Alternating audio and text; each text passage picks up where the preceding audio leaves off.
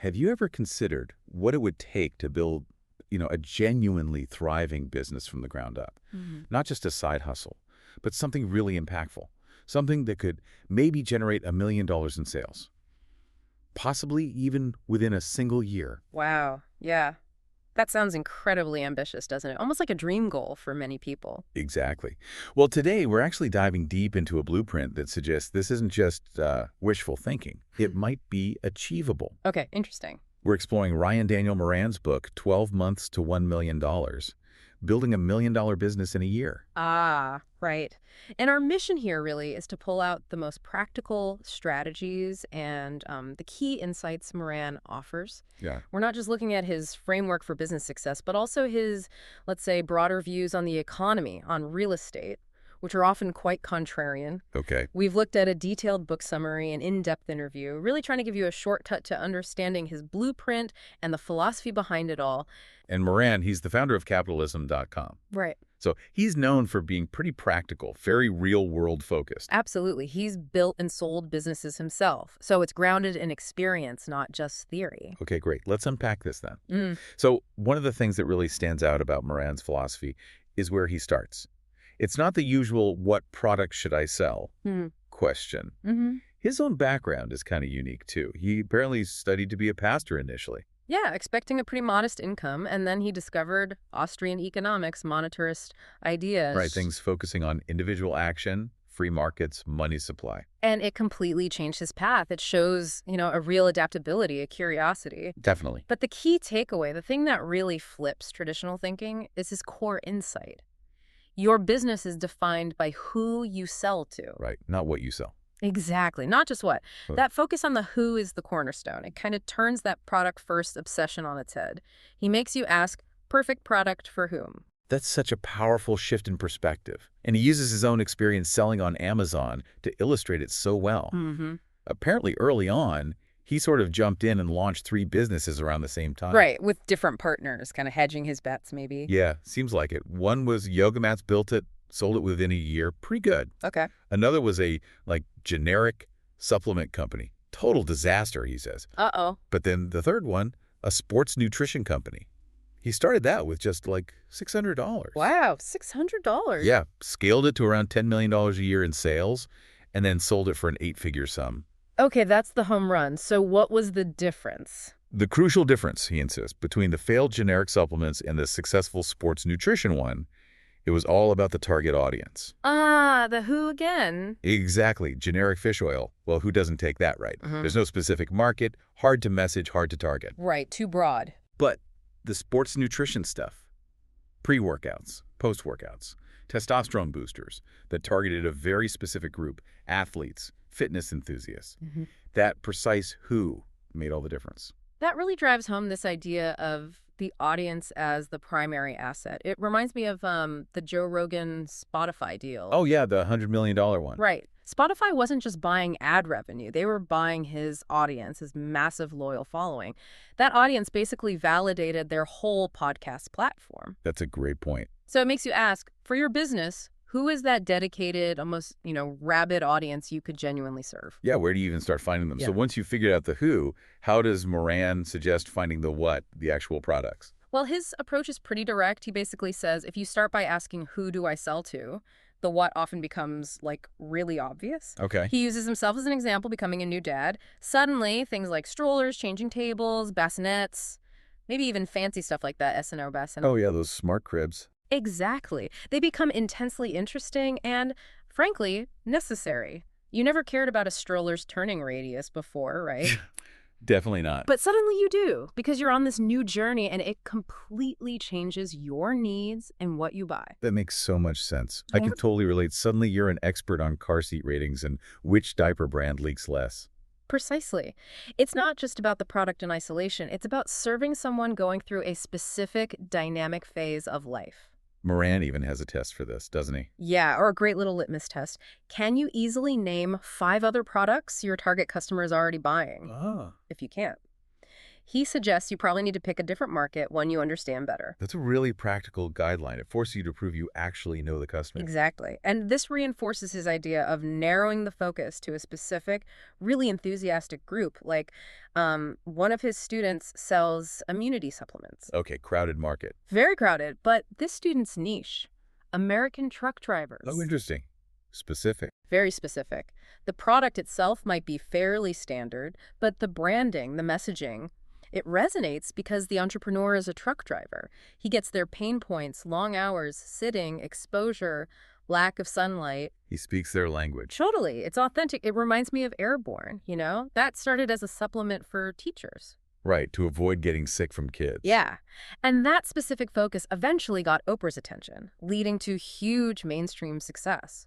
A niche can unlock the masses. That's counterintuitive, but it works. Or think about Cliff Bar and Luna Bar. Same company, similar energy bars, basically. But Cliff Bar was originally for male endurance athletes. Luna Bar is positioned as the Cliff Bar for women, differentiated purely by targeting a specific who. That shows how focusing on specific groups really drives growth, instead of trying to be everything to everyone. Absolutely. Going deep, not wide. Okay, so it's crystal clear that identifying the who is step one. But then the big question is how? How do you actually build this million-dollar business in a year?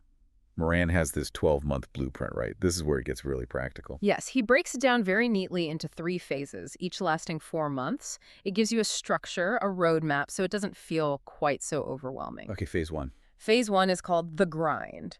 First 4 months. And this is about making those tough foundational decisions people often put off. Like what? Identifying that customer, choosing the first product, planning the launch, figuring out funding if you need it.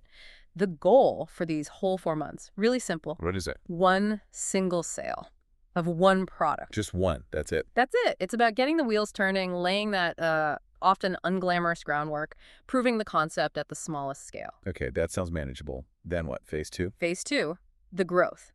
The next 4 months, now you take that one product and focus on getting to 25 sales a day. 25 a day. Through the basics, some advertising, working hard to get good reviews, really connecting with your early customers, building that audience. Yeah. And this phase is critical because, Moran points out, if you have 4 products each selling 25 units a day at, say, a $30 price point, we'll do the math. That's roughly a $1.1 million annual run rate. Ah, okay. So 25 sales a day per product is the key metric. I see how it scales. Exactly. It breaks down the big goal. And the final phase. Phase 3, the gold. The last 4 months, here you basically repeat the process, but now for 3 more products. Leveraging what you learned. Precisely. By now, you've got customers, you've got systems that work, you understand advertising better, you have repeat buyers. It lets you scale much faster. So the implication here, it's not just about making quick money, is it? Not at all. Moran really stresses that this process builds real businesses, things with actual value, things you can scale, and importantly, things you can sell. Right. You mentioned big brands buying smaller online ones. Yeah, there's a huge trend there. Big established companies are snapping up these smaller, often online-first brands. Why? Innovative products. Partly, but even more critically, they're buying the audiences these entrepreneurs have built. Wow. Back to the audience again. Always back to the audience. These big guys know they can't always innovate as quickly, so they acquire these nimble brands, often paying a lot, because they're essentially buying access to that specific, loyal customer base. It's a strategic shortcut for them. That makes a lot of sense. Build the audience, the value follows. Now, shifting gears a bit, Moran doesn't just talk business tactics. He also shares some pretty interesting views on the bigger picture, like the economy and real estate. Yeah, he synthesizes a lot of information. One big prediction he makes is about a mass migration to low-density living. Meaning people moving out of cities. Essentially, yeah. He sees neighborhoods, suburbs, places with more land and space becoming much more valuable. He even thinks the old dynamic where, a small downtown condo costs more than a big ranch further out might actually flip. Interesting. Why does he think that? It connects to this idea of cocooning. The home is becoming the center of everything for many people. Especially with remote work. Exactly. More teleconferencing, more work from home means people just need more space. Space for home offices, home gyms, just room for the family to spread out. So demand for larger homes in less dense areas will stay strong. That's his prediction. It's a fundamental shift in lifestyle driving demand. What about his general economic outlook? It's thought-provoking. He doesn't think we're going back to normal. He thinks we're going forward, and the future economy will actually be larger in the long run. Larger, despite disruptions. Yeah. But he acknowledges an adjustment period first. He calls it creative destruction. Schumpeter's idea, right? Old gives way to new. Exactly. Outdated businesses, less adaptable industries, they decline. But new, innovative ones flourish by meeting these changing needs. Think home gym equipment booming while traditional gyms struggled. Right, adapting to the new reality. And what's his take on inflation? That's always a hot topic. Well, it's a bit contrarian. He argues that lower prices, which economists often worry about, are actually the natural state in a productive economy. He thinks lower prices stimulate demand. So where does he think inflation comes from? Not productivity. He primarily points the finger at government policy and monetary intervention, not things like productivity gains or even, say, onshoring supply chains. Interesting. So speaking of supply chains, after the pandemic, there was so much talk about bringing manufacturing back home or diversifying away from China, maybe to Africa or somewhere else. What does he think about that? Well, consistent with his view on inflation, he doesn't seem to believe that increased domestic production would inherently cause inflation.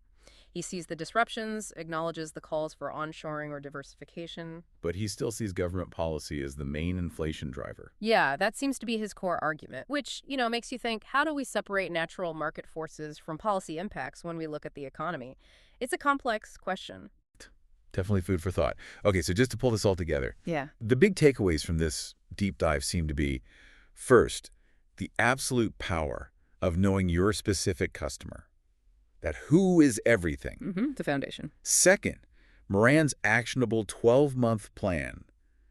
Grind, growth, gold as a way to build $1 million business that's a real sellable asset. Right, a practical roadmap. And third, his broader insights on how things are shifting real estate, moving towards lower density, the economy undergoing creative destruction, not just going back to normal. Yeah, and underlying all of that is this central theme of adaptation, isn't it? Seems like it. Whether you're building a business or just trying to understand the economy, it's about seeing the changes and choosing to serve people who are on these new journeys, who have new needs. So a final thought for everyone listening. Maybe consider, what new journey are you starting right now? Or think about what specific group of people you might be uniquely positioned to serve. How could that kind of insight change your next business idea? Or maybe just how you make decisions day to day? That path to $1 million, or even just the path to being better informed, it often starts with really drilling down on that question of who.